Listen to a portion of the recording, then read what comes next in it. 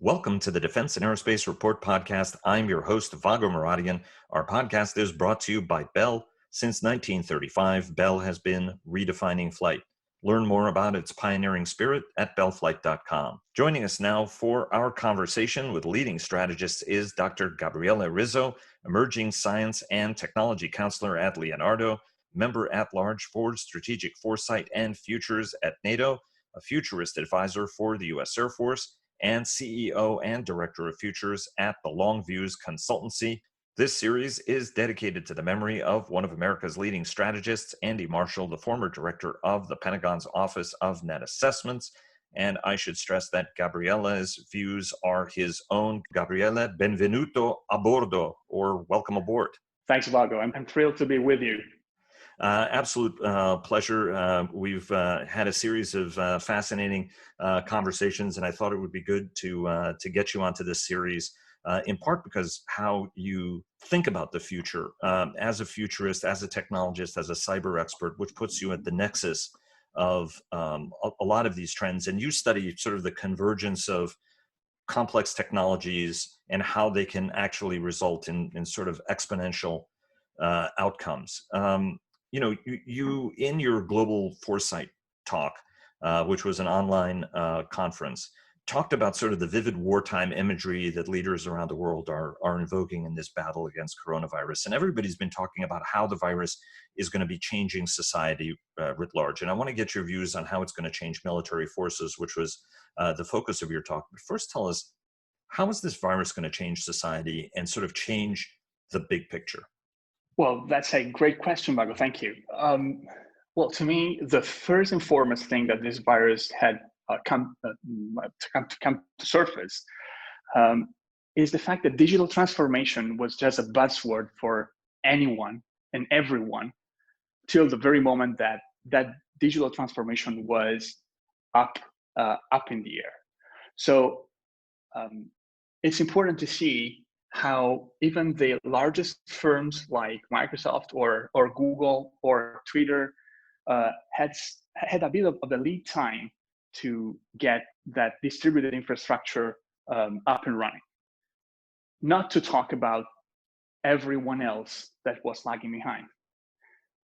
And that is the first and most important consequence, that everything won't be the same again, because now this whole digital paradigm we always had is now ours.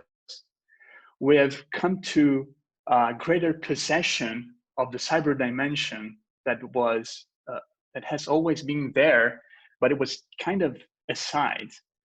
It was not in the foreground as it is today. How does this change or accelerate international security trends, whether we're talking about international stability, or I should say international instability that's driven by the virus or potential food shortages or anything else, to this new Cold War that appears to be rising, not just between China and the United States, but maybe even China and Europe, and then nations across Asia, in part because of how Beijing is behaving in the wake of this crisis, all the way to weakened, potentially, international institutions. We just had Emmanuel Macron and Angela Merkel try to put sort of a rescue package to rescue the EU effectively in this crisis. How does coronavirus manifest in the security space? Well, there's definitely a point about the pivoting of budgets, right? So there's an outflow of budget from the bucket of defense to the one of healthcare and national security from a health and safety standpoint. So what happens is that there's a potential weakening of the military instrument of power, because that instrument of power was not flexible enough to up to today to understand that the challenges that we're facing are radically different than the one in the Cold War. So we're not fighting the Cold War anymore. That's the point. And we have to understand it, and we have to shape our military instrument of power accordingly. So it has to become the founding part, the absolute indivisible a layer that grants national resilience. So what is it that can connect telecommunications and continuity of governance and ability to cope with disorderly movement of people and mass casualties and in general chaos in the civil society? That's the only thing we have that is absolutely autonomous and expeditionary, and that's our armed forces. They have to be the glue that keeps together the national resilience. And one of the ways to do that is something that we've talked about in the framework for future alliance operations in NATO, that looks at the characteristic of the future force in 2040, that is called being multi-purpose by design. And that it doesn't mean that you have to be now like a super civil protection service. It means that you are able, with the same budget, to do way more, exponentially more, because you're able to be completely war ready and combat ready, and at the same time, be able to face and be active in a number of different situations with as less caveats as possible. I want to try to get to the question of military technological disruption, because you say that we're on the step of an absolutely explosive exponential curve. But do you think that we're learning the right lessons from this conflict to try and to better prepare us for future challenges, as you said, with the military as the glue? But you can look at it from, in the United States, for example, where the military has not really been upfront in this crisis, or certainly not as upfront, for example, as maybe in Europe. I think one of the reasons why we're having some hard time in getting the right lessons out of this crisis is due to the very nature of the military. So the armed forces and the military instrument of power are part of what we call the high assurance organizations. This means a class of organizations that cannot have any kind of hiccups during their operation, because this usually implies someone dying in the streets or in a field or in an emergency room, because like hospitals and emergency teams are a kind of high assurance organization. In these kinds of organization, you simply cannot tolerate failure. But at the same time, failure is a necessary step for innovation and to include new ideas into the organization. So being able to inject a way to fail safely and fast into high assurance organizations like the military, it could be a way to include new ideas from this crisis, but also other radical ideas that can grant radical advantage and the offset in the end. One of the things you spend a lot of time thinking through are these radical offsets, right? And you've written and lectured that we're on the step of explosive, exponential disruption, societally, militarily, technologically. Talk to us a little bit about what the nature of this coming change is going to look like and what it's going to mean for individuals, for societies, but as well as militaries. So there is a way to frame radical change. And what I usually say is that there are three shaping forces that are giving a form to the future scenarios, which are convergence, complexity, and exponentiality.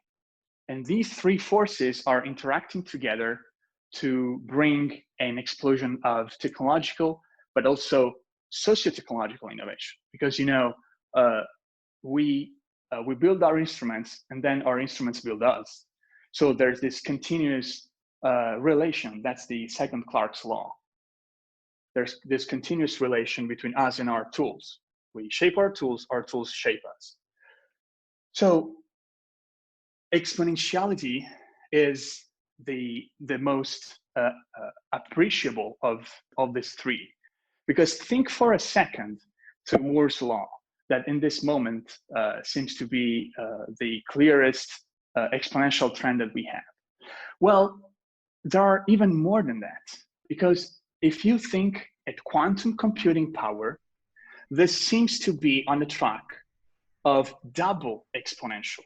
This means that we are gluing together two exponential trends that are Moore's law and other physical characteristics of quantum mechanics. And by combining them together, we can arrive to something that is barely describable.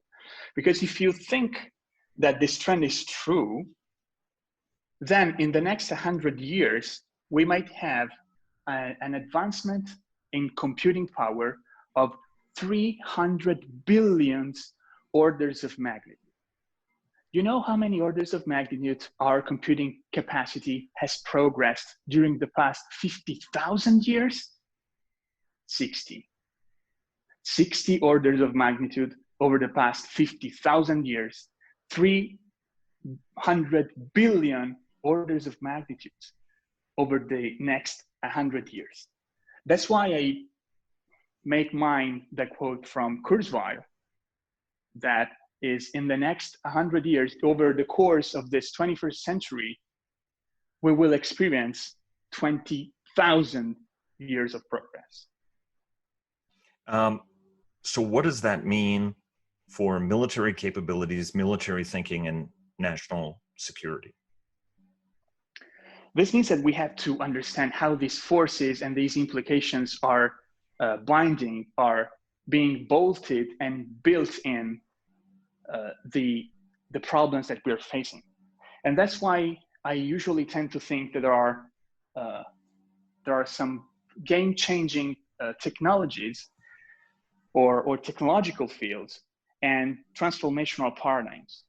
And the way I usually arrange this is having 4 game-changing technological fields that are the fourth wave of quantum, the idea of convergent biology, so being able to use nanoengineering together with biological matter, femtotechnology, that is also being called bespoke materials or atomic level manufacturing, so the ability to build whatever kind of material, like using atoms like Lego blocks. And then the idea of algebraic ethics, the possibility to express ethics in an algebraic way so that we can code ethics within the base layers of our autonomous systems. And the transformational paradigms are the idea of centaurs, namely the possibility of having a functional unicum between man and machine. And that is not that far from what we're doing today when we're using Google Maps or any kind of maps with our phone. And we're not telling that map app exactly where we're going because we just want to get out of somewhere. So this kind of connection, the moment it also gets backwards, so it's not just from us to the phone, but it's also from the phone to us, because the phone maybe understands that we're just trying to get out of somewhere, where we'll be realizing a centaur. And then the idea, yes. No, go ahead. Then the idea of having the body as a node of the network, so having not just routing and switching and communicating, but having the network as a part of the human body. And then having energetically neutral forces, like armed forces, that are not operating in the environment, but that are part of the environment. And this could be able by utilizing what is called STEM materials. So materials that are able to combine together functions that are usually done by systems, but in this case are built in the very fabric of that material. And lastly, anti-fragility. That is the characteristic of complex system of thriving when exposed to stressors. And that is a clear characteristic of complexity. So in a sense, anti-fragility means we have to understand how to weaponize complexity. By the way, I should point out that you wrote a great essay for the Brookings Institution and Italy's Institute for the Study of International Politics on military disruption, where you talk about some of these characteristics. With this foundational understanding of where technology is going, I want to try to get to a little bit of a deeper understanding on what the future of conflict is going to look like. For many, it's World War II or Vietnam or Iraq and Afghanistan and Syria. Whereas you can argue that for the past decade, there has been full-on conflict between the West, China, and Russia, certainly in the disinformation as well as in the cyber space. And so there's a sense that we're in a hybrid warfare era with these great powers that's going to be less than force on force. As you look at the future of conflict, what does that future look like, and how radically different is it than what people think it's going to be? One of the most important part here is that we are being able now to exploit domains that are not the physical domains. We are living also in a part of reality that is not the one where we're born. And as well, we have senses to perceive that physical part of reality, and we do not have senses to perceive that other part of reality that nevertheless is there because we created that. So the characteristic of future conflict will definitely be transversal in this sense. If you look at the capstone concept for Joint Operations 2030, this describes a future operating environment that has three characteristics that are variation, acceleration, and separation.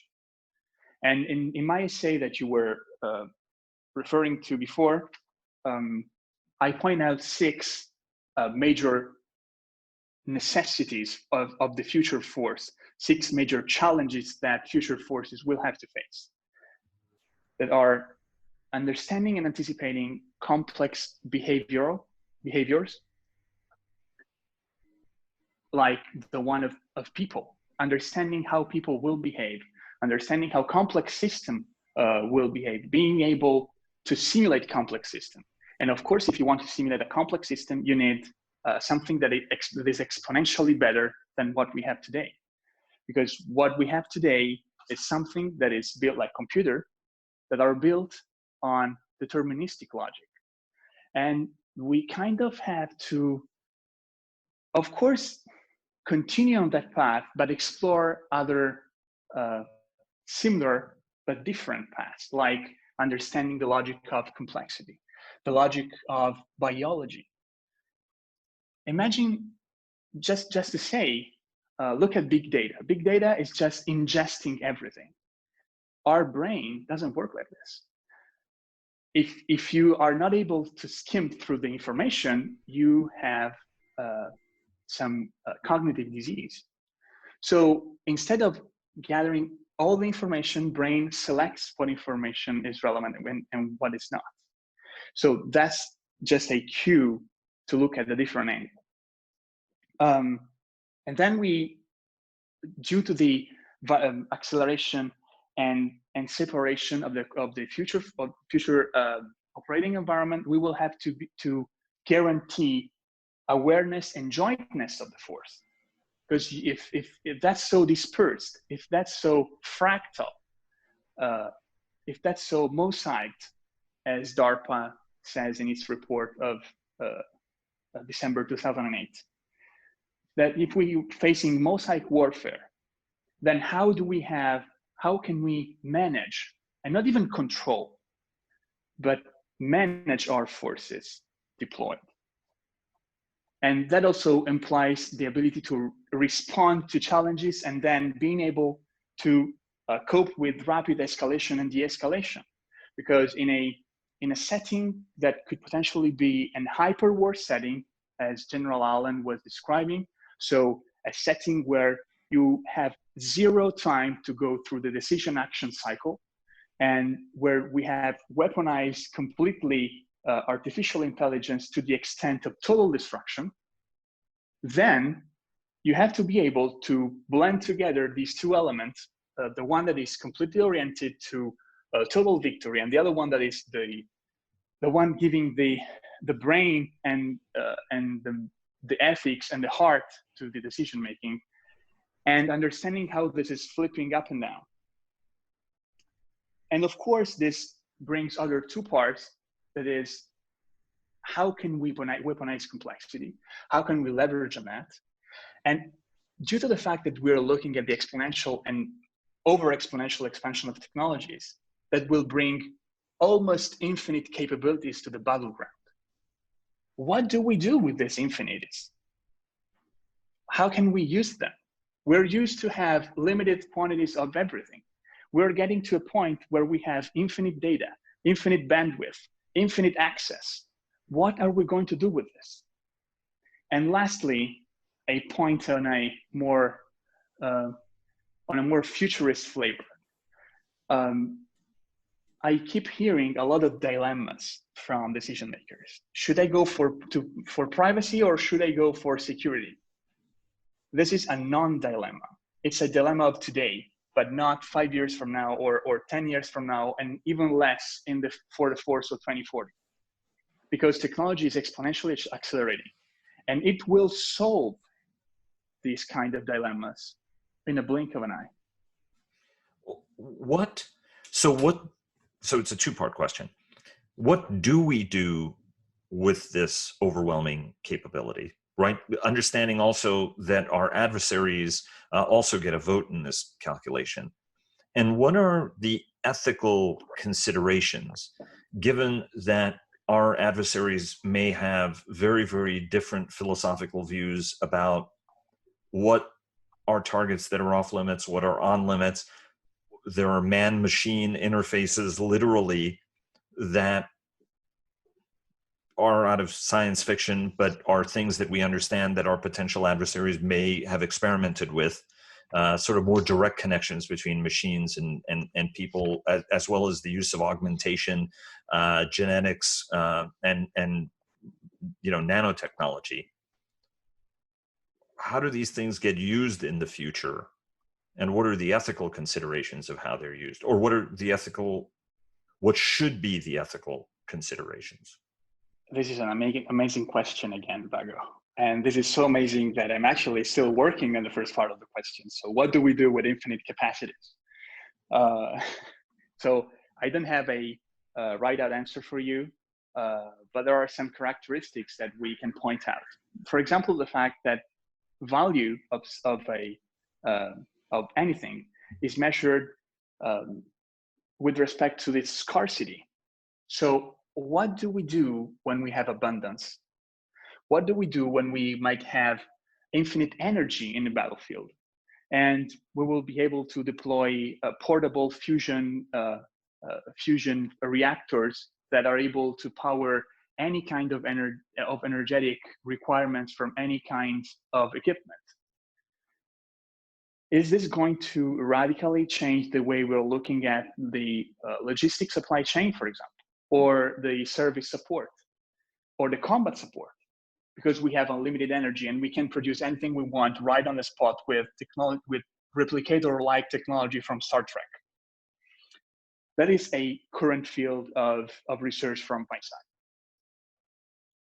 Well, for what pertains the other part of the question, that is strictly related with how we win a conflict.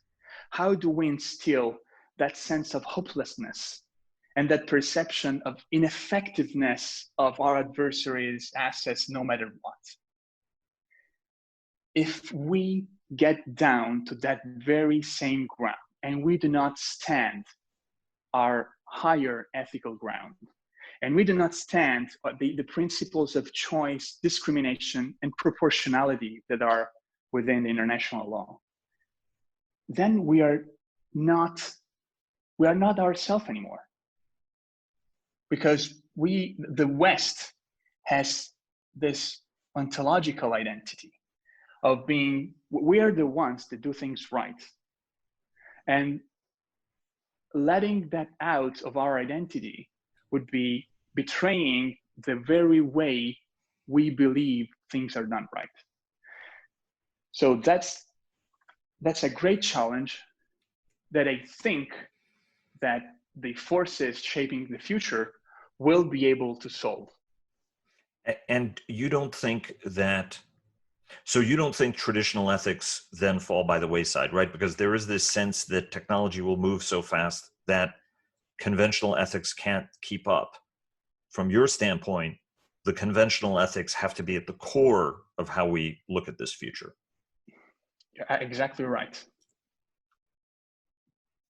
I should also point out that you're working with Oxford University, right, on a on their ethics technological ethics program. Am I right about that? We're starting to work together with Professor Freud. Let me ask you the question about strategic foresight, right? Not the think tank, but strategic foresight in general. One of the things that you've said is that militaries are actually remarkably good at seeing these sorts of trends. But if they're so good at seeing these trends, Gabriele, why is it that almost invariably we are so bad at actually acting on these trends until quite literally they're on top of us, right? We see the iceberg. We keep getting closer to the iceberg. There are a whole bunch of people who study the iceberg and the rate at which we're approaching the iceberg, but we don't really avoid the iceberg. Well, you know, Vago, you cannot predict the future. The future doesn't exist in the present. That's one of the Dedeur's law. So it's impossible to say that we're going towards that very specific iceberg. Instead, foresight, that's the ability to illuminate a volume the broadest possible of the space of trends and opportunities, has exactly this objective of trying to look at many icebergs out there and giving them to the leadership, saying, hey, there's this whole bunch of icebergs that we might be hitting. And of course, foresight needs to anticipate dilemmas. So it's not a decision-making tool. It is a decision support tool, because it's the decision maker that then has to make the call. And what I want to stress here is that it ties back to our previous conversation of the risk part. These are not organizations that are geared to integrate a lot of different failures in their view.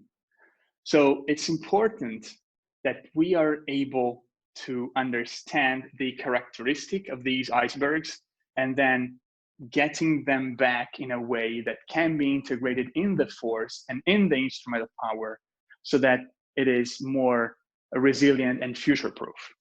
And this is something that we're doing. And for example, in NATO, there's a lot of work that is being done in this direction, especially when it comes to the strategic foresight analysis and the framework for future alliance operations. There are two documents that are informing the overall process of the planning of military capabilities.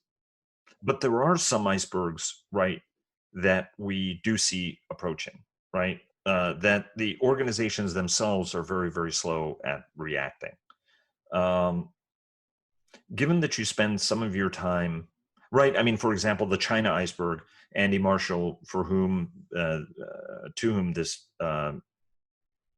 segment or to whom this program is dedicated, right, was warning about the approach of Chinese military capabilities and asymmetricality and all of that for almost 2 decades before it was seriously taken. Whereas now it's sort of conventional wisdom that this is the kind of challenge we're facing. And there is a little bit of frustration among some that it's like, hey guys, come on. I mean, we've known that this was the challenge that was approaching. We should have done better to prepare for it, because the better you prepare for it, the better you can deter.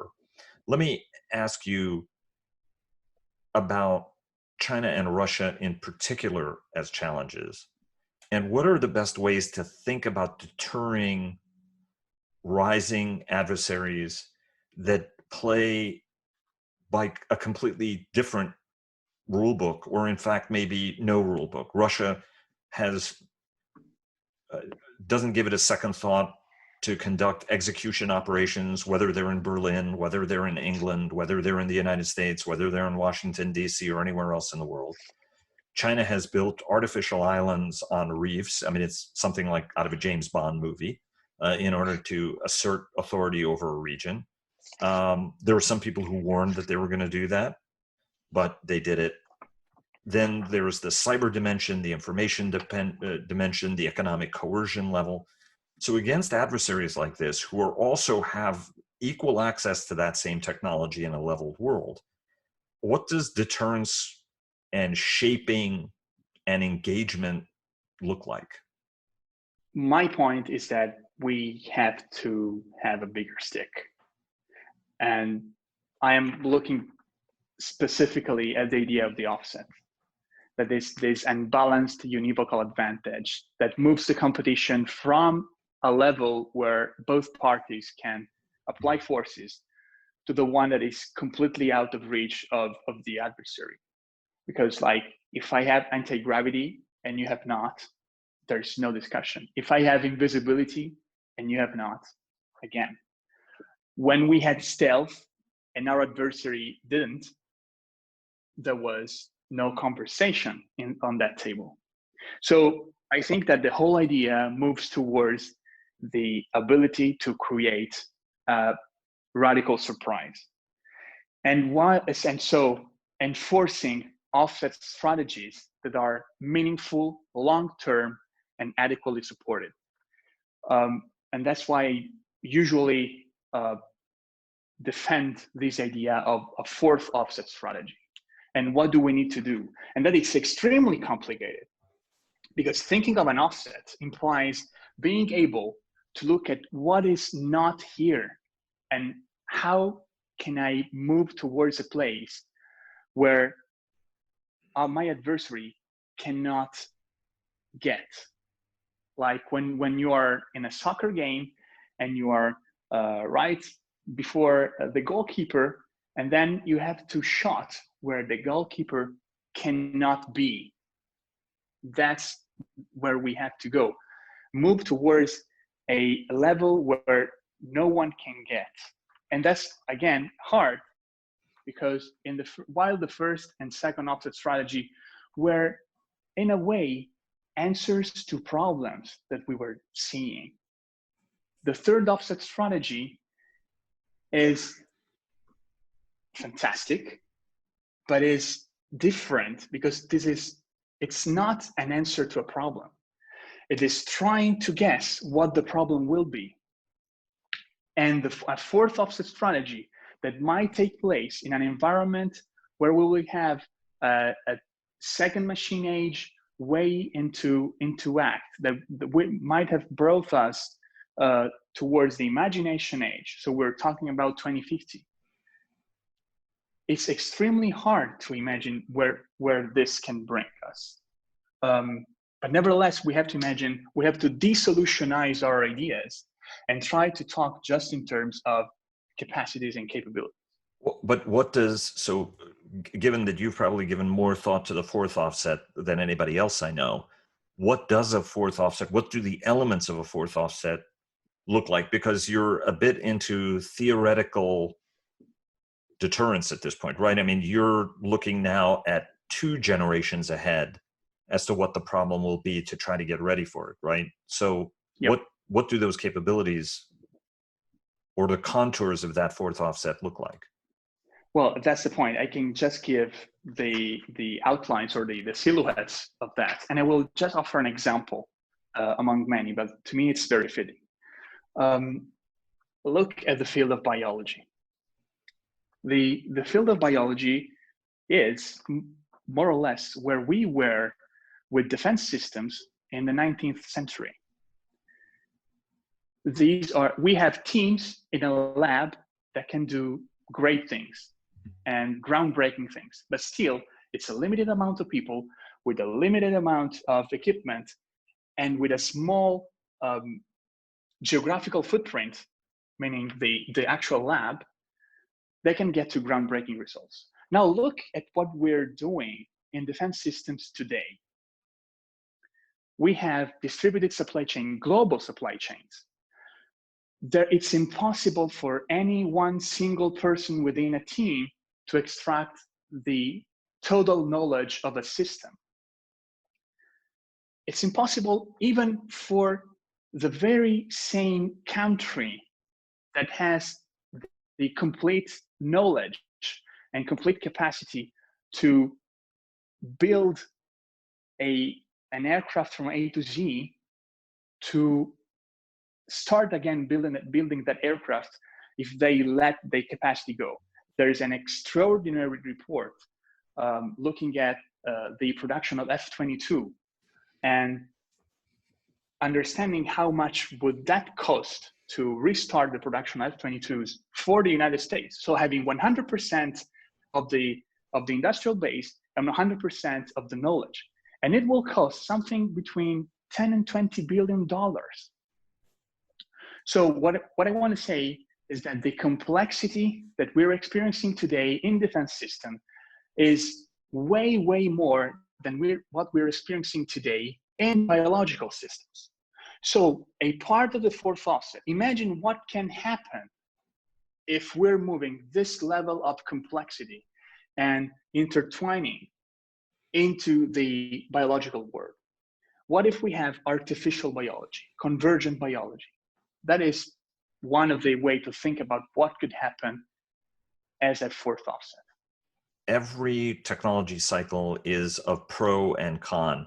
At the NATO Industry Forum, you gave a great briefing that included the Manure Paradox, which was still one of the funniest things that I've heard. And there's some debate about how true that is, but it's certainly an illustrative example, right? That the world was drowning in manure, literally. And then the internal combustion engine came in and solved us of the manure problem, but then presented us with a whole bunch of other problems, right? Potentially higher fatality rates, pollution, and whatnot. What are the pros and cons of the technology future we're going into?